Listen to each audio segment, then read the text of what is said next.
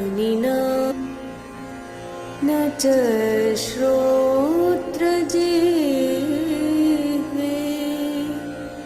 न च घ्राणनेत्रे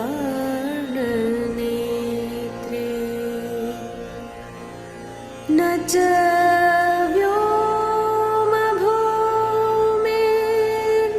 तेजो न वायु चिदानन्दरूपः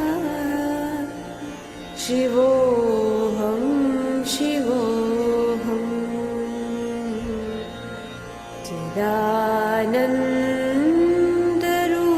चिदानन्दरूपः शिवोऽहं शिवोऽहं न च प्राणसंज्ञो न वै पञ्चवायु न वा सप्तधातु न वा पञ्चकोश न वाक्पाणिपादं न चोपस्थपायु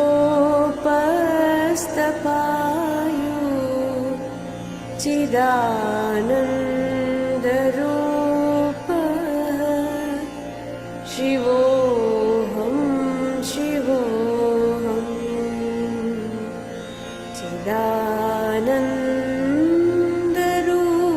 चिदानन्दरूपः शिवोऽहं शिवोऽहं न मे द्वेषरागो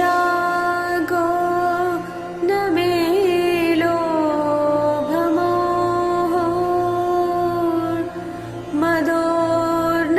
मदोर्नैव मे नैव मात्सर्यभावः न धर्मो न चार्थो न कामो न मोक्षः चिदानन्दरूपः शिवोऽहं शिवोऽहं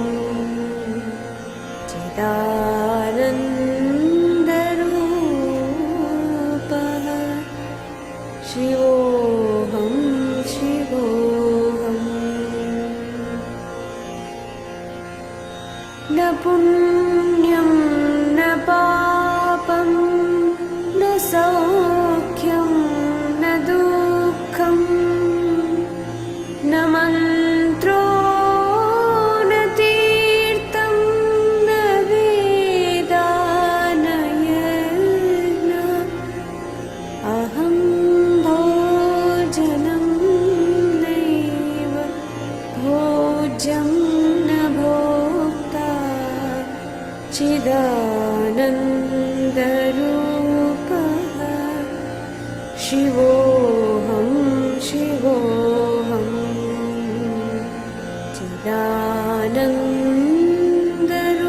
चिदानन्दरूपः शिवोऽहं शिवोऽहं न मृत्युर्न शङ्का न मे जातिभेदः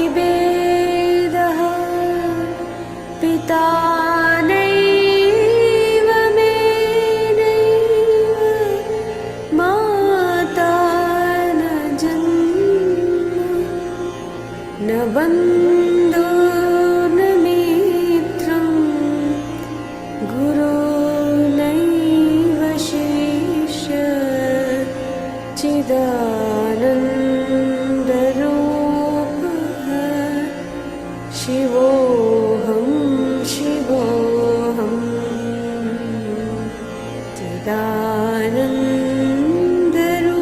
चिदानन्दरूपः शिवोऽहं शिवोऽहम् अहं निर्विकल्पो निराकार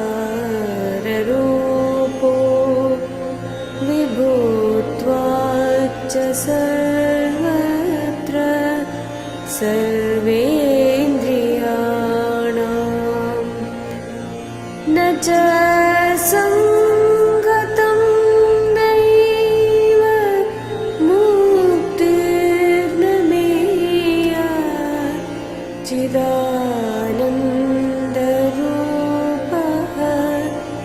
शिवोऽहं शिवोऽहम् चिदानन्दरूपः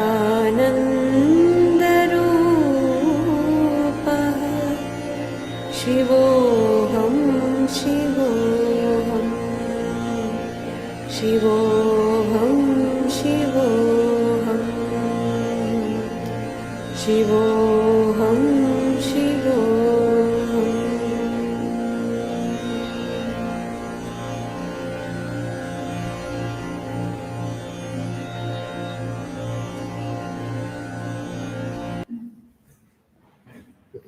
Good morning.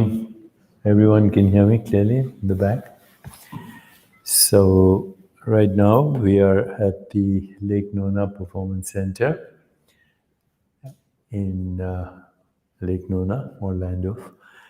And at the Lake Nona Performance Center, which is run by our friend, Mr. Groves.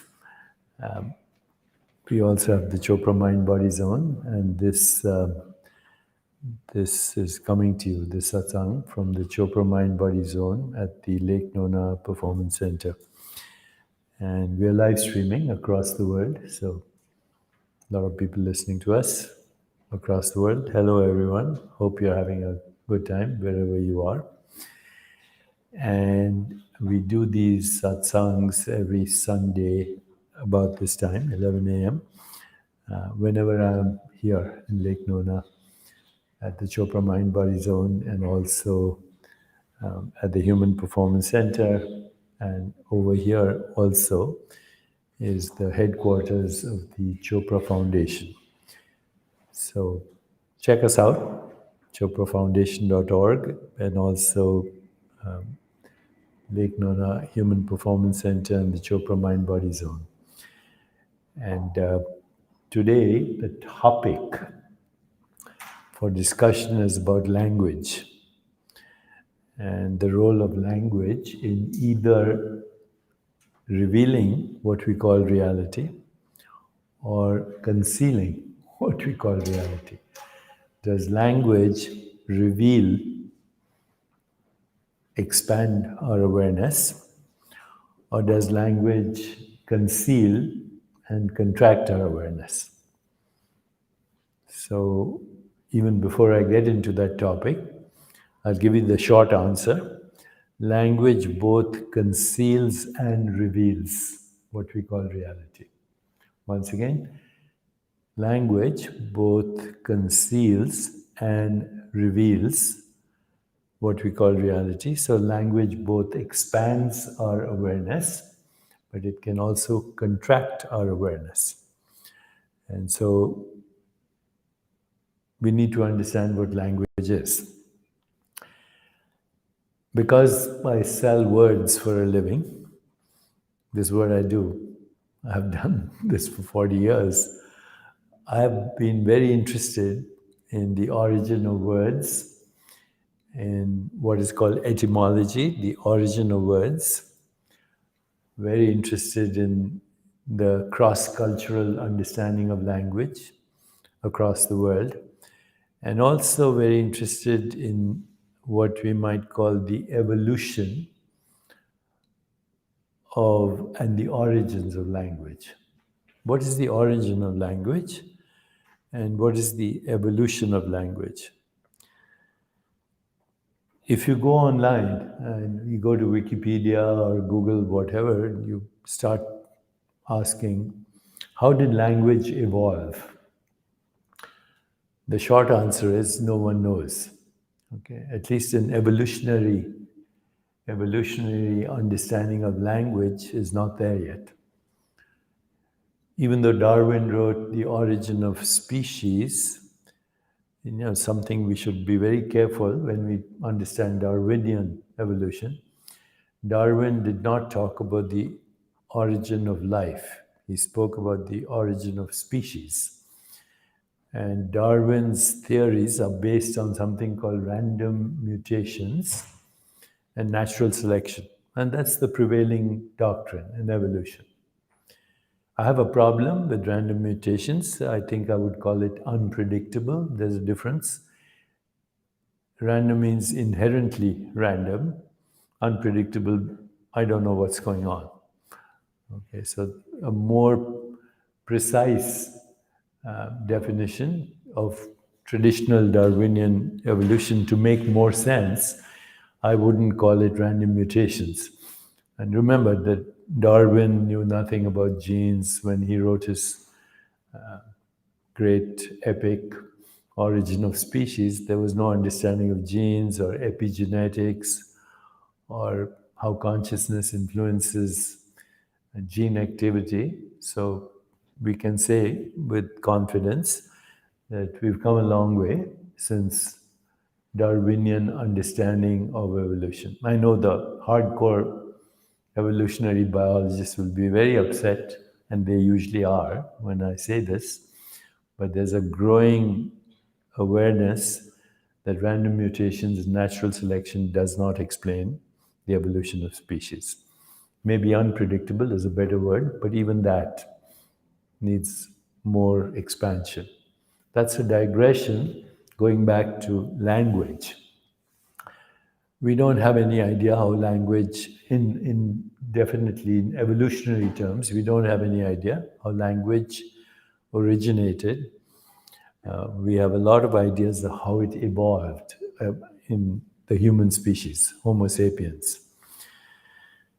So, in fact, I also found out that amongst evolutionary biologists, language was considered a not necessary subject as part of evolution.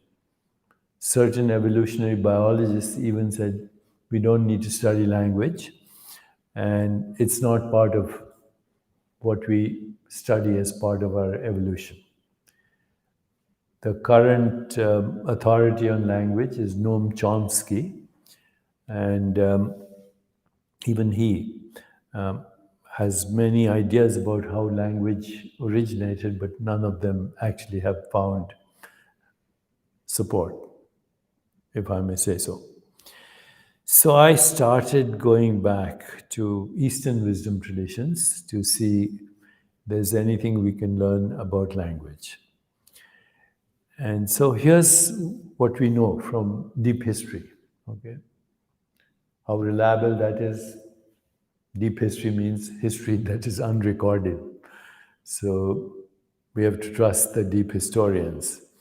There's no documentation of what I'm going to say to you right now. So according to deep history, about 30, 40,000 years ago, there was something called the cognitive revolution. Cognitive revolution.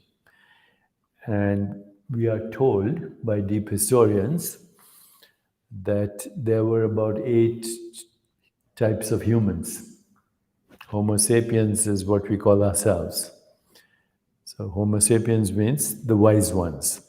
We were humble enough to give ourselves that name. We are the wise ones. Then we gave names to other human, what we can call hominids. Hominids are human-like species. Okay? Homo neanderthal, Homo floresiensis, and many other types, Homo erectus. So all these different humans look like us.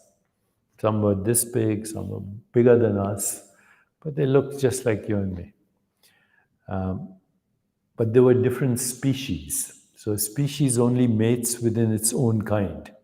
But a species is part of a larger family. So if you look at the feline species, for example, the cat family, your house cat is part of the feline species, so is a lion, so is a panther, so is a tiger, so is a cheetah. They all belong to one family, but they're different species, which means they mate only within their own kind, even though they look like each other, with differences, some this big, some bigger, some slightly different features, but they are called hominids, human-like. So about 30,000, 40,000 years ago, there were 8 different kinds of humans, and they all had a language. And the language was only for 3 things: danger, which means survival; food, which means survival; and sex, which means survival. Okay, so the language of all humans was around survival. Very primitive language: danger calls, mating calls, and food calls. After all, we have to communicate with each other, our experiences. Now, it turns out that's basically the rudimentary language of every species. So, lions communicate with each other, antelopes communicate with each other, elephants communicate with each other, and they have different means of communication. So, honeybees communicate with each other. When a honeybee goes to a flowering grove and comes back with a little bit of nectar, it does something called a waggle dance. It dances for a few seconds, and all the other bees in the hive know exactly where to go to find that particular flavor of honey. So, the waggle dance is a language. Okay, the waggle dance is a language. The sounds that bats produce, which you can't hear because the echo of ultrasound, is language. What, therefore, is language? Language is how we communicate our experiences. We communicate our experiences through language. And experiences include everything: memories, imagination, thoughts, ideas. Ultimately, every form and every phenomenon can be communicated through language.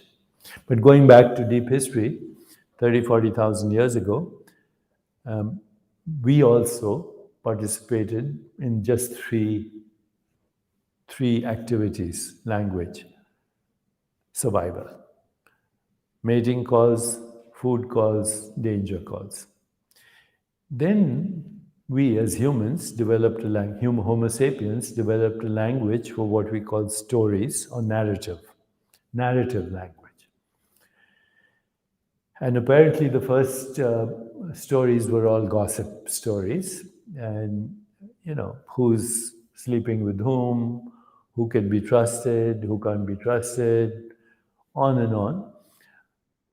But that created what we call, and we'll see in a moment, that created the human universe, the human experience of what we call reality, our ability to communicate through stories and narrative. Notwithstanding that the first language was gossip, this led to other languages or other human stories. One of the first ones to emerge was money. We came up with the idea of money. There was no such thing. No other animal uses this language of Wall Street. What's the stock market doing today? And money became a language. And we see the impact of that: colonialism, empires, nation states, cultures, history, art. Art is a form of language. Okay, but art can be expressed in music, in narrative, in fiction, in mathematics. These are all forms of language. And even though we communicate linguistically, right now I'm communicating linguistically, which is the dominant form of communication in all species, and we'll go into linguistic communication. We have many types of language. Okay, body language. You can look at somebody's body and you say, this person is relaxed, this person is tense, this person is frustrated, this person is happy. If you look at somebody's face, we have 43 facial muscles, 43 facial muscles, and they express over 100 different emotions. And if you watch somebody's face, you can say, this person is feeling joy, this person is feeling pleasure, this person is feeling pain, this person is feeling humiliation, this person is feeling shame or humiliation or disgust, on and on. Okay, there's an emotional language that our face expresses and our eyes express. When a baby looks at its mother, has no language in the beginning before, doesn't understand language, doesn't even know it has a name, but it looks at its mother's eye movements and can tell mother happy, mother not happy. Looks at her facial expressions. Is she frustrated? Is she happy? Is she paying attention? Is she affectionate? Is she ignoring me? All through facial expression. Also tone of voice. Also gestures. And of course, general body language. Your pet, if you have a cat or a dog, can read your body language. And even though when you call your pet by a name, let's say you say your dog is called Tommy, when you use the word Tommy, you don't know what the dog hears because it has slightly different nervous system. It doesn't hear the exact same word, but it responds to that word because now we have an exchange through sound and meaning of what we wish to convey. So, what does language do? It imparts and exchanges what we call mind. Language is the exchange, transaction of mind within a species, and with leaky margins, cross species. People train their elephants to listen to them in certain parts of the world, even though the elephant hears only infrasonic, but the elephant can be trained to communicate with a human being. In India, there are snake charmers who actually play a musical instrument, and you can see the snake dancing to it, but you soon realize the snakes can't hear. They're deaf. So what is the snake charmer, charming the snake with? Not with music, but with movement. So the cobra moves according to how the instrument is being placed. So even though sound is the dominant way to convey language and communicate mind within a species and across species, there are numerous ways of communication: body language, musical language, mathematical language, verbal language, linguistic language, and we'll see a higher form of language where you can commune in silence. You can speak to somebody without saying a thing. That probably is the highest truth, when you can commune with someone without saying a word. That's non-local communication in silence. Yeah, I'll just give you an example. A few years ago, I was at a consciousness conference, and a young woman came up to me and she said, I can speak to birds.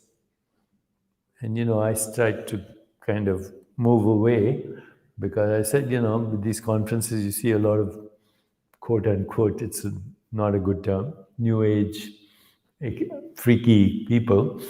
I've stopped using that word now because I realized I used it out of ignorance. Okay, so she said I communicate with words. I was trying to get out of her way, move away, when she said, and that's my thesis at the Karolinska Institute in neurolinguistics. I stopped. Show you how conditioned we are. Karolinska Institute is the place where they give Nobel Prizes. So I said, oh, but she's a linguist. I should listen to her.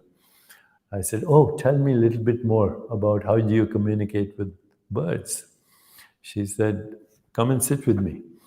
And so in Arizona, at a resort, we sat on a bench in this garden, and she looked at a bird. She indicated she was looking at that bird. And in a few moments, the bird landed on her knee. She stroked it and then she let it go. So I said, "Was that bird language? What language was that?" She said, "No, I communicated with the bird in the language the source of all language." And what is the source of all language? Silence. All language, any language, begins with silence. Silence is the common ground of all language. And when silence vibrates, it produces fluctuations of itself. So think of silence as pure consciousness. And when pure consciousness fluctuates, it creates what are called vrittis, or fluctuations in Sanskrit. And these vrittis are sensations, sense images, feelings, ultimately thoughts. And then we communicate those thoughts. That is called language. And when we communicate that, what are we communicating as humans? We are communicating ideas and human constructs. What's the weather like today? How's the stock market doing? How's your mother? Okay. Where are you going today? We can convey any experience through a word. So what's the origin of these words that only humans use for narrative? Only humans. And it's so remarkable that all language, which is linguistic, not just human, is actually the vibration of your breath. That's all it is. Okay, so right now I'm speaking to you. And hopefully I'm making some sense. I'm speaking sentences. And between each sentences, there's a little space. Between every word that I'm speaking right now, there's a little space between every word. What I'm speaking is hopefully not word salad. It's not a mumbo jumbo, although I've been accused of selling word salad too. But hopefully what I'm speaking right now, there's a sequential unfoldment of ideas. There's grammar, there's syntax, there's a little choreography. Who or what is doing that?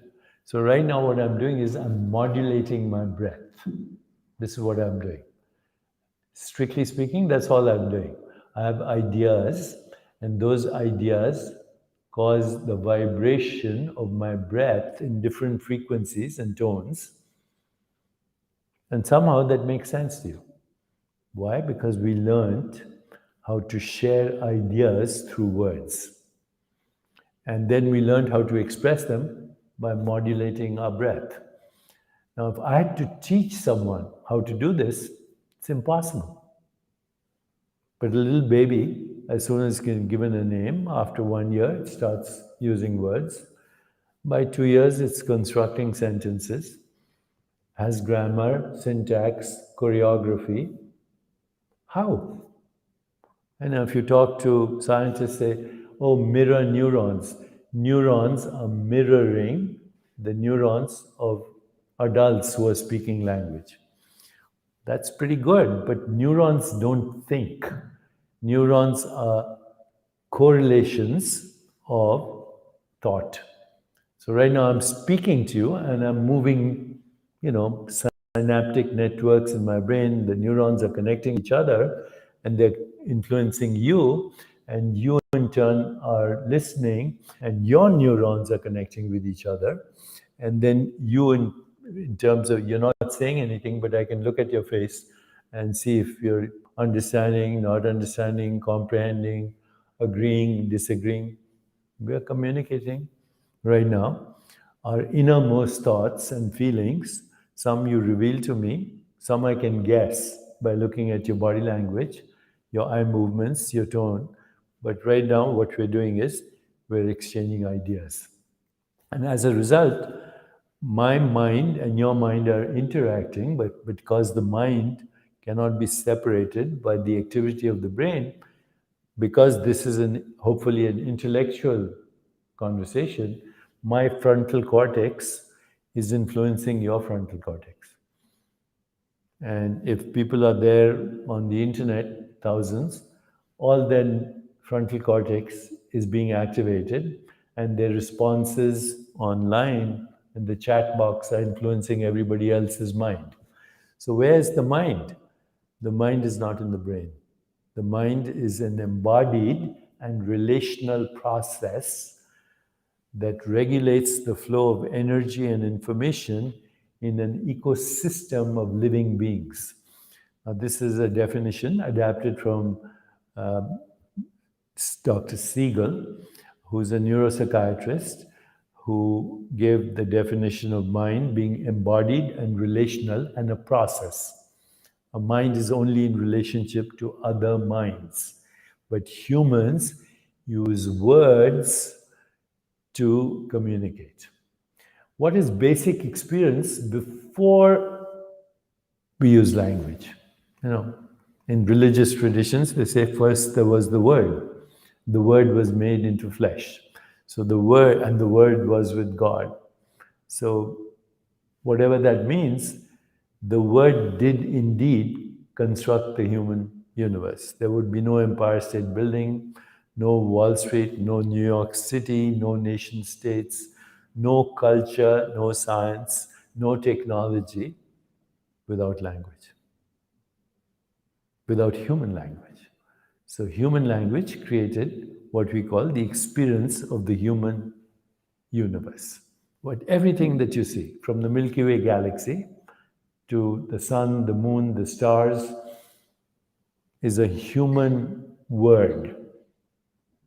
You said the Milky Way galaxy is out there, millions of miles away. But how do you experience the Milky Way galaxy? Sensations in your body. That's it. Everything you experience is a sensation in your body. In other words, it's a vibration of consciousness. Everything. I call that the Milky Way galaxy, but what am I experiencing? I'm experiencing shapes, colors, forms, darkness. Where is that experience happening? People will say it's in the brain, but there's no experience in the brain. We have a neurosurgeon in the back, and he'll guarantee you that if you put a knife through the brain, you don't feel any pain. The brain has no sound, has no color, has no form, has no shape. I mean, in terms of experience, it doesn't. If I look inside the brain right now as I'm speaking, my brain has no sound. You're hearing sound, your brain has no sound. You're looking at colors, your brain has no colors. You're looking at shapes, nothing. There's no such thing as experience in the brain. What is in the brain is the neural correlates of experience, which are also an experience. How do you know they are neural correlates? You look at them under a PET scan or something like that. How do you know there's a brain? You look at it. So the brain itself is an experience. It's not the source of experience. Okay? It correlates with experience. So what happens when we use a word? Any word. What is basic experience without language? Here's a baby, and the baby has no name yet, just born. It's looking at the world. It has no idea what it's looking at. It has no idea it has a body. It has no idea there's a world. All it's experiencing is what in cognitive science we can call qualia. Qualia. Qualia. And qualia means qualities of experience. And in our case, the qualities of experience are sound sensations, color sensations, which give us the experience of form. So sound sensations, color sensations, tactile sensations, olfactory and gustatory sensations. These are sensations. Sound is a sensation. Okay? Color is a sensation. Where? In consciousness. So all experience is in consciousness, but for a baby, all that's happening is consciousness is bubbling with qualities of awareness. Qualities of awareness. Awareness itself is without any qualities. Once again, awareness is the sacred ground of all experience in every species. A plant has awareness, otherwise it wouldn't gravitate toward the sun and avoid darkness. Okay, plant has awareness. It captures photons, creates photosynthesis, which is the basis of all life on our planet. Insects have awareness. Amoeba has awareness. It has no brain.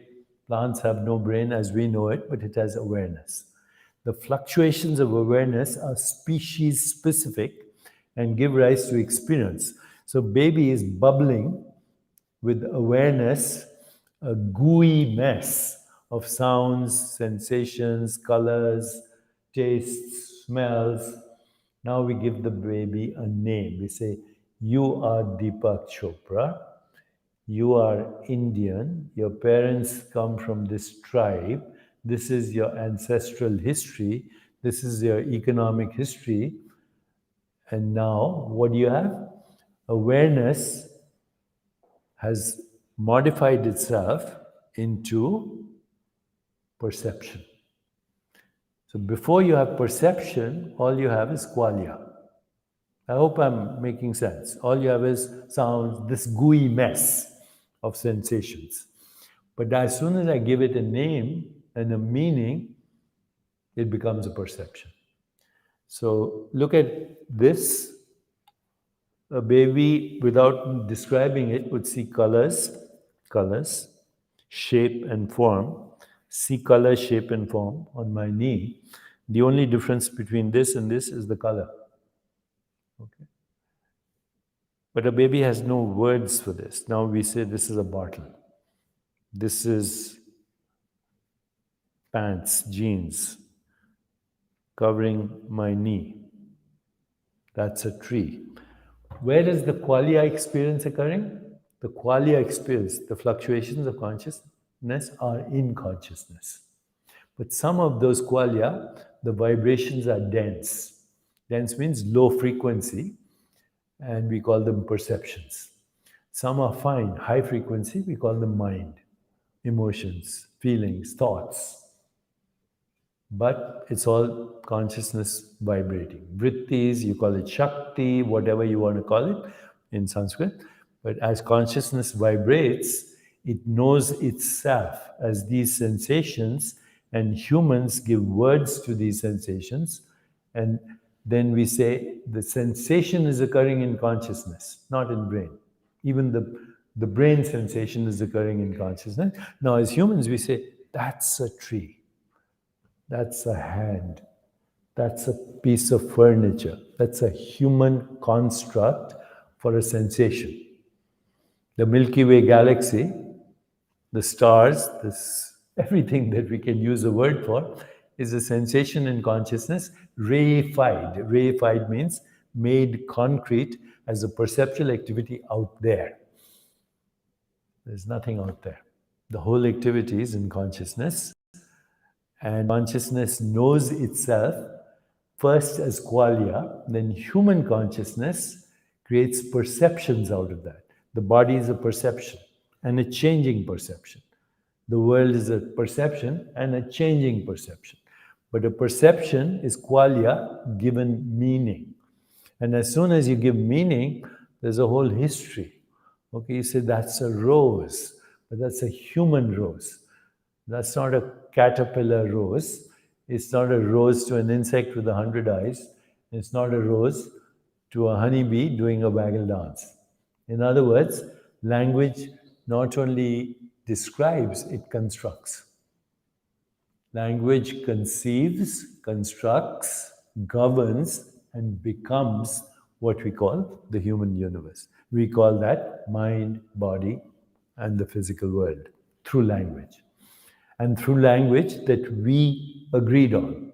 So you say, okay, if each experience is unique, we say we create our own reality, we have each experience is unique, then why do we see the same things? Why do we all agree this is a bottle?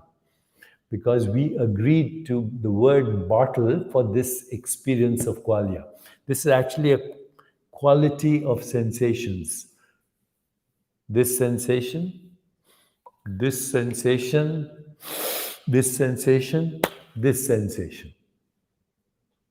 The alchemy of qualia, given a name, is a bottle, is a Milky Way galaxy, is a tree, is a building, is the face of my mother. Any thought, any form, any phenomenon that has a word creates perception. Before that, just that gooey mess. I would even go further. If you want to go beyond the gooey mess, it's a radically ambiguous and ceaselessly flowing quantum soup. And language conceives, constructs, governs, and becomes that reality, including the reality of your own body. That's why in the Vedanta, when you use Sanskrit, one of the words, by the way, for the body is deha. And one of the words for doubt is sandeha, which means if you talk to a Sanskrit linguistic, which persons who knows Sanskrit words, as I did last week, he said the human body has 40 names in Sanskrit. One of them is sandeha, doubt. So why? He says because there's no body. The body is a human construct. The body is a human interpretation of a changing perceptual activity in consciousness. That perceptual activity looked like a fertilized egg, then it looked like a zygote, an embryo, a baby, a toddler, a teenager. There's no body. It's a changing perceptual activity. The fact you say, I have a body, is a human construct. So sandeha, doubt the existence of the body. Sanskrit, 40 words just for the body. All vibrations. Each vibration creates a different experience. So the word creates context, it creates meaning, it creates relationship, it creates story. Every word is a story. Every word is a story. As soon as I say a giraffe, there's a story. The giraffe, by the way, doesn't know it's called a giraffe because the giraffe itself is a human construct. It's pretty wild. Okay? But giraffes communicate with each other. We can train giraffes to, do certain things. We can train camels, elephants, talk to birds, as my friend did. People talk to parrots, communicate. So the word is a story, and it's a human story. Okay, and it's a story mostly conveyed through breath. And the little baby picks this up, not mirror neurons is the byproduct of that. What consciousness does, it is so infinitely flexible that it can take any word and understand its meaning if it hears it. So baby could be born in Bangladesh, adopted by a family in Boston, exposed to 5 languages. The nanny speaks Spanish. Okay. Another caretaker speaks Chinese. The parents speak Bengali. And the school, the kid hears English, it can speak all languages, perfect language, perfect syntax, perfect grammar, perfect choreography. What is doing that? The brain can't do that. It's a mechanical thing. The brain is full of basically the same things: carbon, hydrogen, oxygen, nitrogen, sugar, proteins, other metabolites. How does that think? How does that choreograph? How does that create language? This is what people struggle with, and it's the wrong question. The brain doesn't do it. Even the word brain is in our language. We created that word to describe that experience. That's the brain.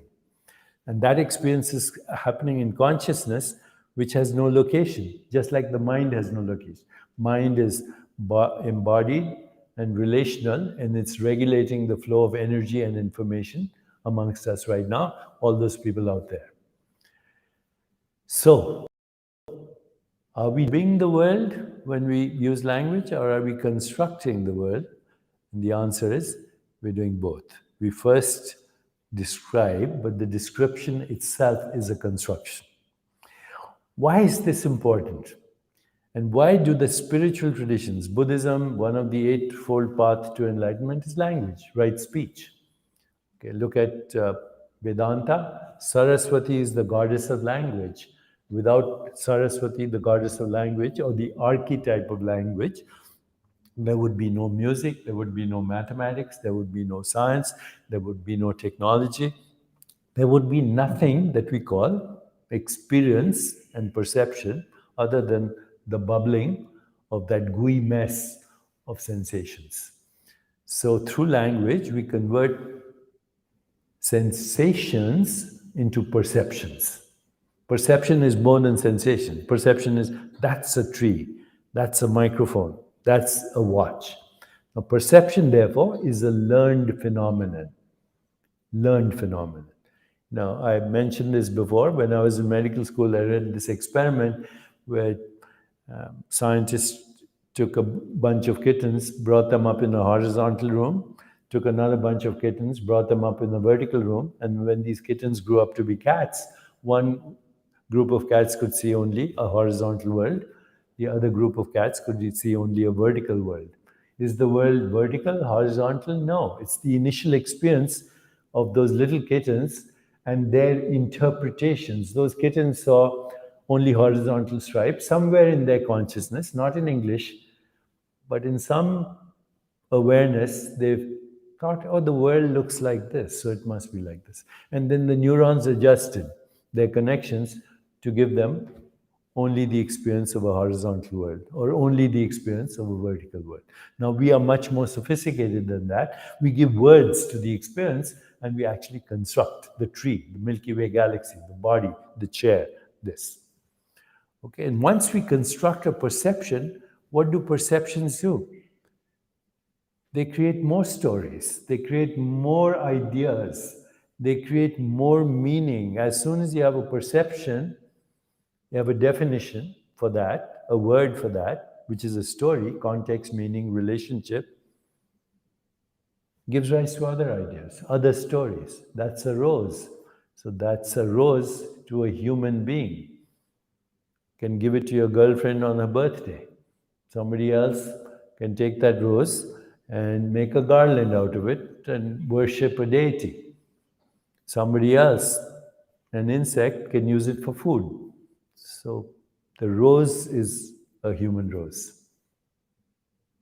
The Milky Way galaxy is a human Milky Way galaxy. Everything that you have. So what is reality without a word? Nameless and formless. Reality, without a word, is nameless and formless. And being nameless and formless, it's infinite possibilities. It's radically ambiguous. It's unpredictable. That's why I like the word unpredictable better than random. What is consciousness? It's self-organizing, self-evolving, self-constructing, and it reveals to us a world that we have constructed, not the real world. So these days we are talking about metaverse, right? We are in one particular loca, in one particular frequency domain of a metaverse of species-specific perceptions, species and culture-specific perceptions. And the reason you and I might argue or fight or even go to war is we differ in our definition of reality.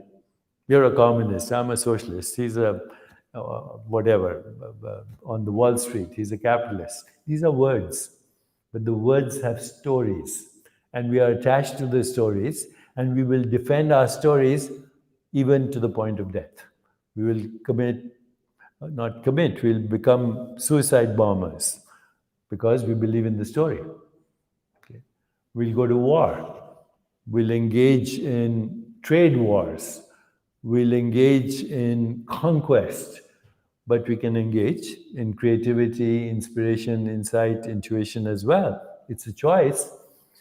But what is at the bottom of this? There's a word. And the word is an entire story. And even though we agree on the word bottle of water right now, this could be used as a hammer. It could be used to drink water. It could be used to give hydration to a plant.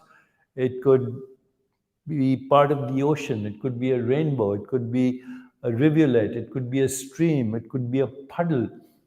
But actually, only one word, water.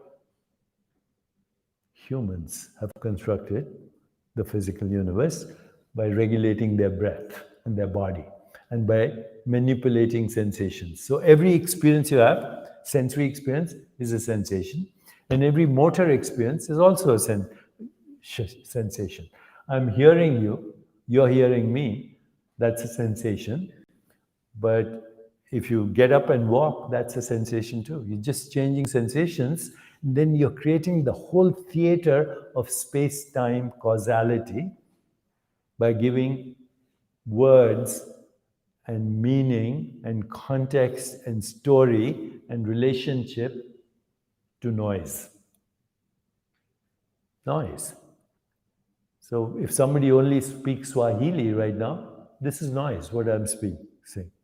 But there is a word for red in Swahili, and everybody who speaks Swahili will know what that word is. So what do? We point out there or in here or here to an experience occurring, which we call Qualia, Shakti. Now let's go. Why I'm doing this has great implications in healing, in constructing a world. And our social interactions, our personal relationships, whether we heal from a disease or we die, a lot of it is based on language. Okay. So, by giving meaning, we have now created the world of what we call the physical universe and the mental universe. But in fact, there's neither. It's qualia, bubbling. The rest is a story. Everything is a story. So given this, what do the Eastern wisdom traditions say? They say, because humans have self-awareness, humans have an awareness that's directly connected to the source of all languages. Humans have an awareness that is directly connected to the source of all experience. And that awareness is called pure consciousness. And when that pure consciousness modulates itself as experience, that modulation, depending on which part of the Vedic literature you read, that modulation is called Shakti. Shakti means it's actually a word for the divine feminine. Purusha is the word for the divine masculine. So the divine masculine is pure consciousness, the bottom of the sea. Imagine the bottom of the sea, infinite awareness. And then the surface of the sea is bubbling as the fluctuations of infinite awareness, the bottom of the sea. So you're seeing waves, you're seeing drops of water, water vapor, clouds, rainbows, puddles, streams, rivulets, waterfalls, plants, everything that has water in it. But those are all constructs. It's water all the way in this example. Before the wave arises, it's water. As it arises, it's water. As it subsides, it's water. Its wateriness can never be taken away. And that's a qualia. That's a qualia. The experience that we call taste. The experience that we say, this is a qualia, this is red wine, this is the smell of garlic. Those are names given to raw experience. So the Vedanta says, humans being self-aware decided that they could construct the universe. And this language, what we call language, it erupts from the unknown, from the unmanifest field of infinite possibilities. It fluctuates. And this fluctuation is called Shakti. And this fluctuation begins with the most primal Shakti vibration, which is called Ananda Shakti, joy. What is the joy from? Creation. You know, when you have a creative idea, do you feel joy? Suddenly you feel like creative ideas. Aha! You feel joyful.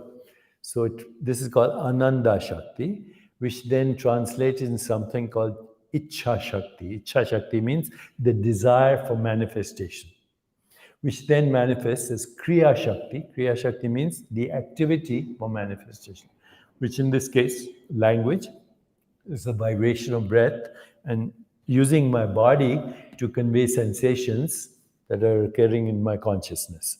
And the sensations right now are sense perceptions, sensations, images, feelings, thoughts. Thought is the final product. Final product, it's given the storyline to those sensations. So this thought emerges from Ananda Shakti, Ichha Shakti, Kriya Shakti, and then the manifest world, the physical world.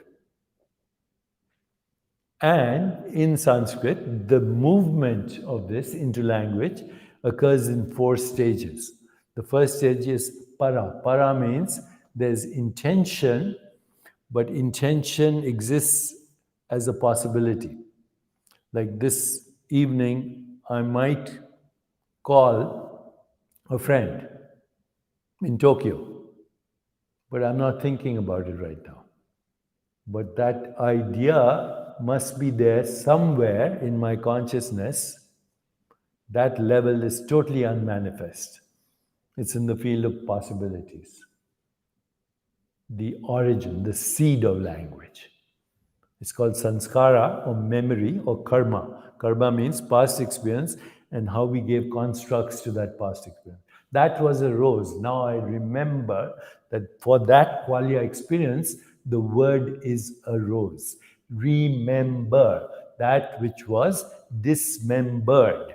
And so when we remember, you construct, you reimagine the word, what the rose means, and then you see the rose. Okay. So before you use the word rose, it exists. Where does it exist? Unmanifest, in the field of all possibilities. Then the second unfoldment of that is called para pashyanti, the desire to activate. Let's say there's a seed, the seed of a rose or a rose plant. That's called para. Now activate that, put water, and the seed starts to get activated. That activation is called pashyanti, the beginning of intention. I'm going to call this friend of mine in Tokyo this evening. I'm not thinking about it.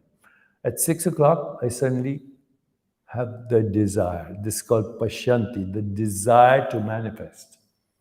Then the third stage is called madhyama.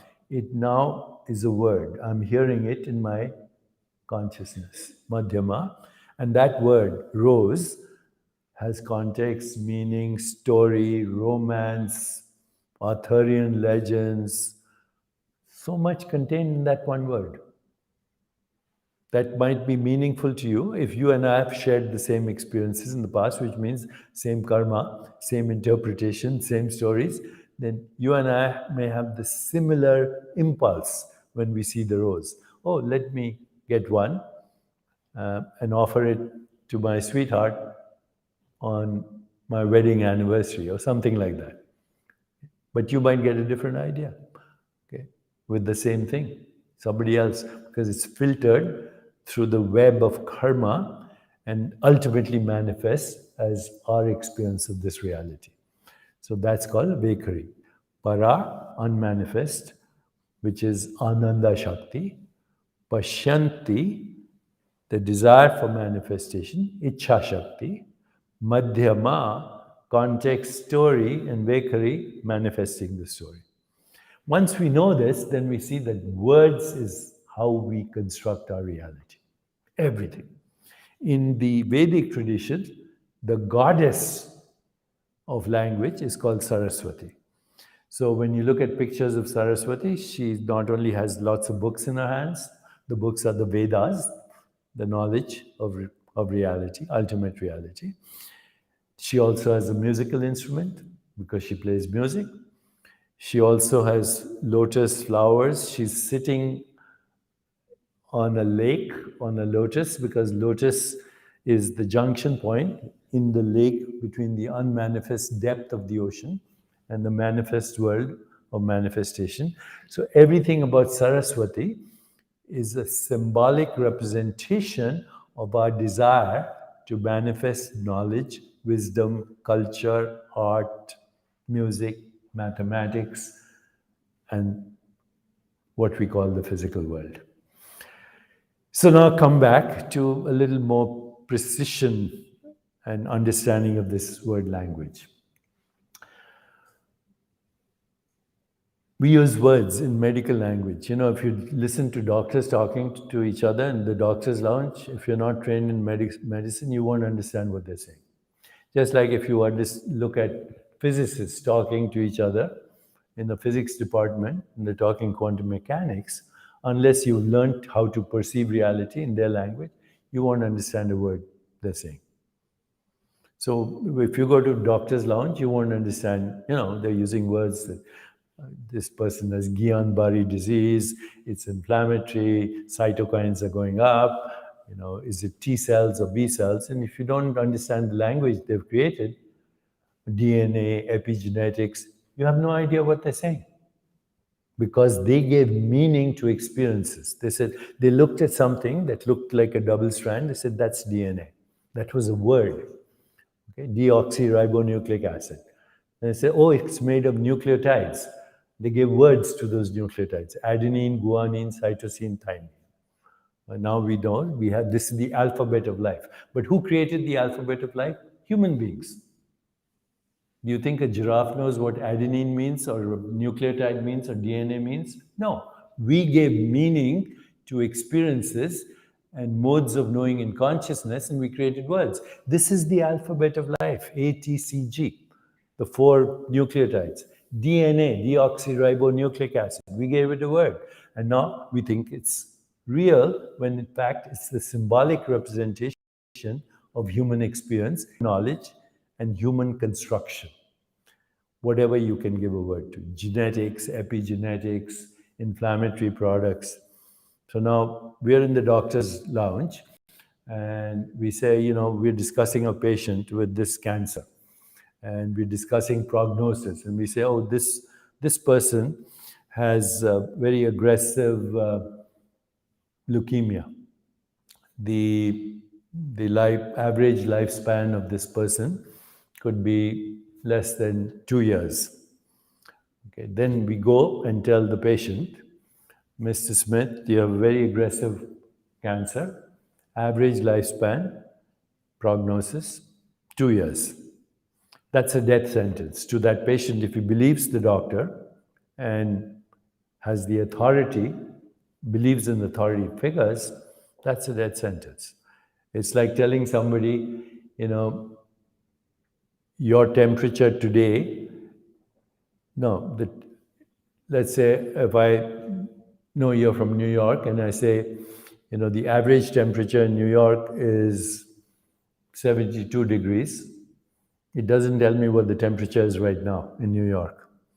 Or the average income for somebody in Memphis is $100,000. It doesn't tell me what your income is, even though you live in Memphis. So prognosis, when we define, we're describing a bell-shaped curve. And it doesn't apply to the individual, it applies to the average. But by saying you have 2 years to live, which many times we do, we're introducing what is called a nocebo. Nocebo means the opposite of placebo. Placebo means I shall please. Nocebo means I shall not please. So many years ago, I became aware of the effect of nocebos when I was introduced to some custom that they do in Australia amongst the Aborigines, which is called pointing the bone. So if you have an enemy and you belong to this Aboriginal tribe, you can go to your witch doctor, say, I want this enemy out of my way. The witch doctor will take a kangaroo bone, dance around a fire, chant a few Aborigine mantras, give you the bone, say, point it to your enemy. Within 48 hours, the enemy has nausea and vomiting. In 1 week, is dehydrated. In 2 weeks, dead. And what did you do? You pointed the bone. Because everybody in that culture says pointing the bone after those mantras are chanted kills somebody. And it does. It's like murder with a lethal weapon. So I started to realize, are we as doctors giving placebos and nocebos at the same time? You say, okay, this is good for your headache. Now 30% of people will get cured of the headache even though what you give them has no pharmaceutical efficacy, because you tell them this is going to relieve your pain, their pain will be relieved. Now here's the interesting thing. If I give you a placebo, I said this is going to relieve your pain, but I give you an injection of Narcan, which is a narcotic antagonist, then the placebo won't work. If I play music to you, which you're enjoying, but I give you Narcan, you won't enjoy the music anymore. Which means the meaning you gave to the story was creating opiates in your body, which you're now blocking with Narcan. This is true of everything. That's why we say belief becomes biology. Okay? Belief, if you hold an idea to be true, and all of us hold it to be true, it becomes true for all of us. What do? We use words. Okay, so I have to be very careful in the choice of words. So coming back to the appropriate use of language, in Buddhism and Vedanta, words can bring you to enlightenment. But before we go there, we started by saying, do words reveal or conceal? So Rumi said, God's language is silence, everything else is poor translation. Silence is the ultimate pure knowing. And the word we give, and the meaning we give, and the story we create, creates our reality of everyday experience. So careful. Before you choose a word, think about it. Before you react, reflect on the word. And you can reflect on any word, and it will reveal its infinite dimensions to you. This is the value of sutras, of mahavakyas, of mantras. We give meaning and embody a vibration to that, associate it with a perception and a story, and because that vibration has been used thousands of times over centuries, it has its own morphogenetic field, which is morphogenesis, means giving rise to form and phenomena. The appropriate use of language, and I'll end with just one statement. Highest use of language is to observe yourself speaking while you're speaking. That's it. If you can watch what you're saying as you're speaking it, that silent witnessing will spontaneously create the choreography, the syntax, the grammar, and only intention you have is healing and wholeness. You'll be a great healer. I'll stop here because there's lots more. Maybe we can continue on the use, how language manifests as sutras, mantras, aphorisms, the whole construction of reality through language. But I think we're running out of time, and that too is a construct. I'll stop here.